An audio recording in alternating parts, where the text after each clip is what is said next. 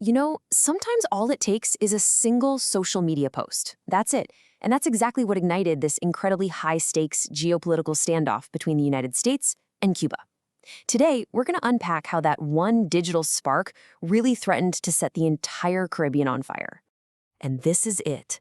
This is where it all started. An all-caps, no-holds-barred ultimatum from the President of the United States just blasted out there for the whole world to see. This was not some quiet backroom diplomacy. This was a public declaration that a crisis was here, and Cuba was right in the middle of it. So that immediately raises the huge question, right? How in the world did we get to this point? A threat this big doesn't just materialize out of thin air. There's a whole story behind it, a chain of events that led right to this very public, very tense moment. So let's trace it back. Okay, so first, let's really break down this deal or else ultimatum from Trump. The threat itself was pretty straightforward. Cut your ties with Venezuela, or we cut off your oil. Simple enough. But what was the deal he was actually after? The specifics were, well, a total mystery. And that just added this whole other layer of uncertainty to an already incredibly tense situation. And this is where it gets really interesting.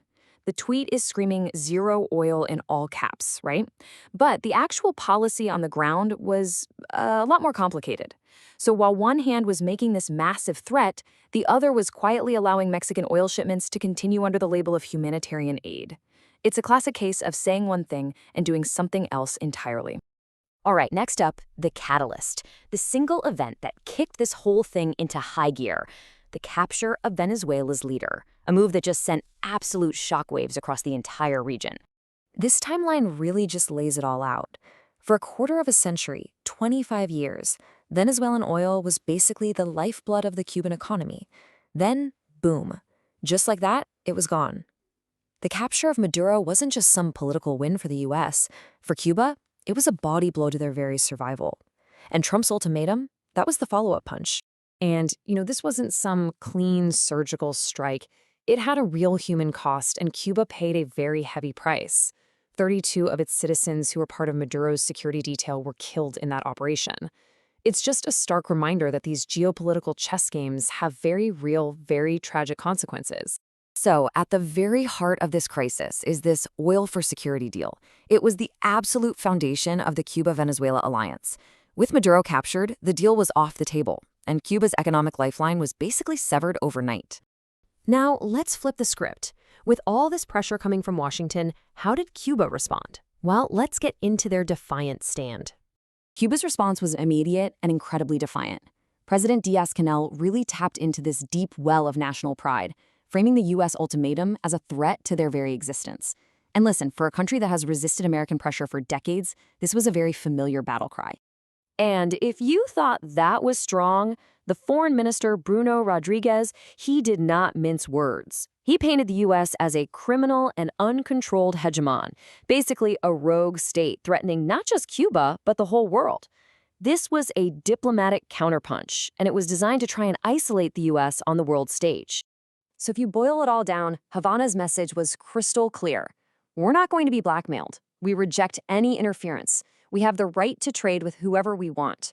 And if you want to talk, it has to be on equal terms, based on respect, not threats.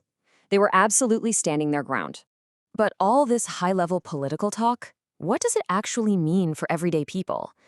Let's shift our focus to the human cost of this crisis, to what life is like on the island. Look, life in Cuba was already a daily struggle. Decades of sanctions and a crumbling economy had really taken their toll.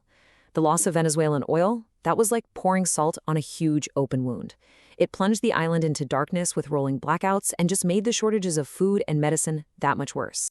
But amidst all that hardship, you find this incredible resilience. It's a spirit that's really been forged in decades of revolution and resistance. You just have to listen to the words of someone like Luis Alberto Jimenez. It's a testament to the Cuban people's incredible ability to endure. And it's not just about enduring. There's also this quiet defiance, a belief that Cuba isn't just some pawn in a bigger game. They might be a small island, but they believe they have agency, and they are not going to be pushed around. The way forward, as they see it, has to be a negotiated solution, not a forced one. But resilience has its limits, and the words of Maria Elena Sabino, wow, they are just a raw, emotional plea for help. They speak to the deep frustration and the desperation of people who are caught in the crossfire of this geopolitical standoff, with their lives just completely upended by forces way beyond their control. Okay, so for our final section, let's pull the lens all the way back and look at the bigger picture, the geopolitical standoff itself, and the very uncertain endgame. So here's a quick snapshot of the key players and where they stand. You've got the US basically playing a game of chicken, threatening a total collapse while officially saying they just want a peaceful transition. You have Cuba standing firm, saying we're open to talk, but we will not surrender. And then you have the experts who are pretty skeptical that the US strategy is even going to work. And then you have to factor in Secretary of State Marco Rubio. As a Cuban-American hawk in a major position of power, his influence on U.S. policy here is just undeniable. And Trump's kind of playful tweet suggesting Rubio could be Cuba's next president, well, that was a not-so-subtle nod to the whole regime change fantasy that has captivated parts of Washington for a very, very long time. But here's the reality check. The U.S. has been trying to break the government in Cuba for over 60 years, and it has never worked. This idea that if you just squeeze the economy hard enough, the government will automatically collapse is, as this expert puts it, a pipe dream. The Cuban government has proven time and time again to be far more resilient than Washington ever gives it credit for. So where does that leave us? Is Cuba truly on the brink of collapse? Or is this just the latest chapter in a long, storied 66-year history of resistance against the United States? The answer is completely unclear, but one thing is for sure. The fate of 11 million people is hanging in the balance, caught right between the ambitions of a superpower and the sheer defiance of a small island nation that just refuses to be broken.